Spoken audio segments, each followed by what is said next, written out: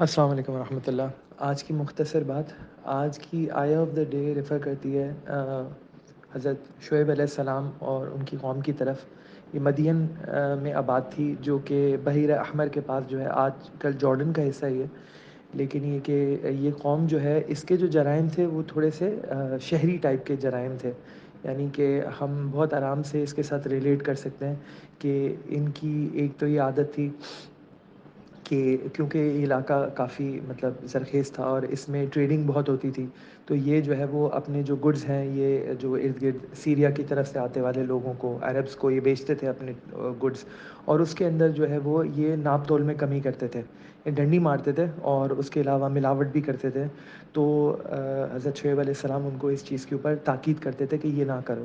اور پورا تول کر کے دیا کرو جب بھی دو، اور اس کے علاوہ جو ہے میزان برابر رکھو، میزان کے اندر بھی جو ہے نا یہ نقص ڈال دیا کرتے تھے، جس سے جو ہے نا جھکتا پلڑا ہوتا تھا، لیکن اصل میں جو ہے وہ وزن پورا نہیں ہوتا تھا۔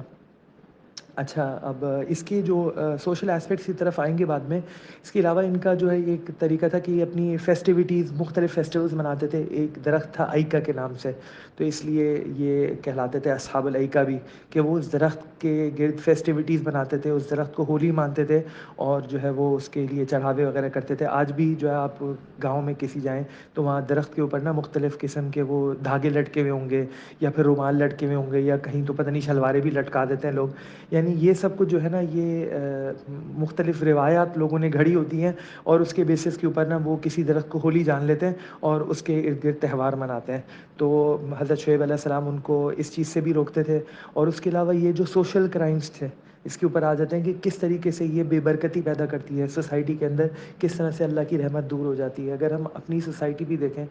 اللہ تعالیٰ نے ہماری سوسائٹی کو اس وقت اس عذاب سے تو محفوظ رکھا ہوا ہے، جس کے اندر ان کو جو ہے وہ اللہ تعالیٰ نے وہ ان کی طرف آندھیاں بھیجی تھیں اور طوفان بھیجا تھا، اور اس سے بستی نمٹ گئی تھی۔ لیکن اگر آپ دیکھیں تو ہم آج اس عذاب میں مبتلا ہیں، جو بے برکتی کا ہے، اور جو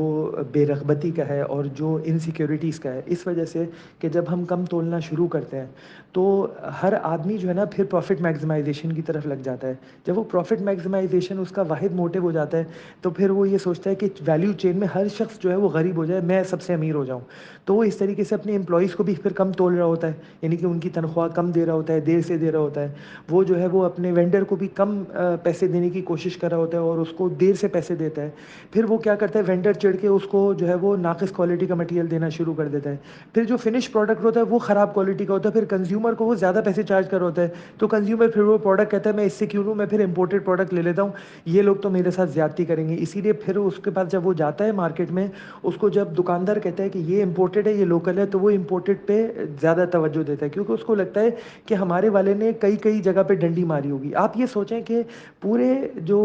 ہمارے ملک کی برانڈ ریپیوٹ کتنی اس سے ڈسٹروائے ہوتی ہے جب ہم کم تولتے ہیں۔ آپ دیکھیں، جب یہاں پاکستان میں آپ شہد لینے کے لیے جائیں تو اس کے اوپر جو ہے وہ گراس ویٹ لکھا ہوگا، اور اس کے ساتھ پلس مائنس، فار ایگزامپل اگر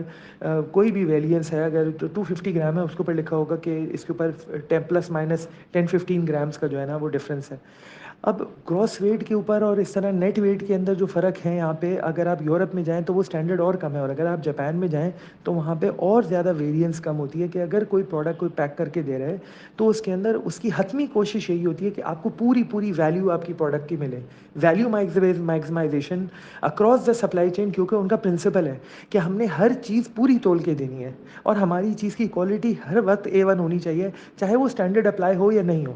ہمارے یہاں چاہے وہ PSQCA کا اسٹینڈرڈ ہو یا کوئی بھی اسٹینڈرڈ ہم اپلائی کریں بھی، ہماری پوری کوشش ہوتی ہے کہ ہم کسی طریقے سے ویلیو میگزمائزیشن کی جگہ پروفٹ میگزمائزیشن کریں، تو الٹیمیٹلی اس کا ہماری برانڈ کے اوپر، ہماری برانڈ ایکوٹی پہ بہت برا اثر پڑتا ہے، اور پھر برانڈ پاکستان بھی اس سے امپیکٹ لے کر کے آتا ہے۔ تو اس بستی کے اوپر، جو ہماری پاکستان اگر ایک بستی ہے، اگر اس کا عذاب دیکھا جائے تو یہ ہے کہ ہمارے یہاں لوگ ایک دوسرے کے اوپر بالکل بھی ٹرسٹ نہیں ہے،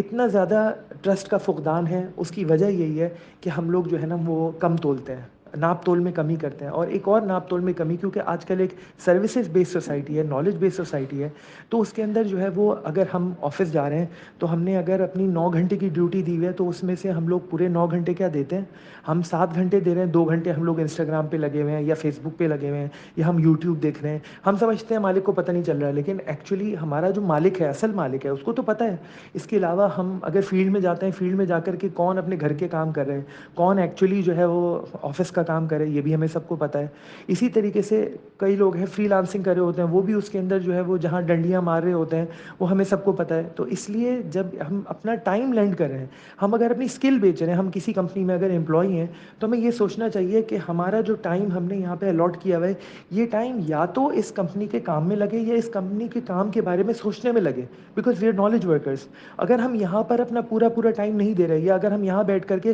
اپنے پرائیویٹ پروجیکٹس کر رہے ہیں تو الٹیمیٹلی ہم ڈس آنیسٹی کر رہے ہیں، ہم بالکل اسی طرح ناپ تول میں کمی کر رہے ہیں اور وہی بے برکتی ہمارے اوپر نافذ رہے گی.